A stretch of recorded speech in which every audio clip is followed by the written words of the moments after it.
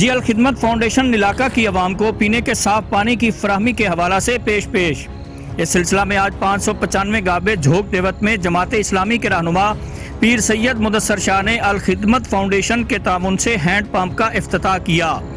اس موقع پر مدثر ایڈوکیٹ نمبردار غلام محی الدین اور دیگر معززین علاقہ بھی ان کے ہمراہ تھے۔ ہینڈ پمپ کے افتتاح پر پیر مدثر شاہ کا کہنا تھا کہ مخیر حضرات اپنے علاقہ کی عوام کے مفاد کے لیے ایسے چھوٹے چھوٹے کاموں کو ترجیح دیں۔ معززین علاقہ کا کہنا تھا کہ الخدمت فاؤنڈیشن اور پیر مدثر شاہ کی علاقہ کی عوام کے لیے خدمات قابل تحسین ہیں۔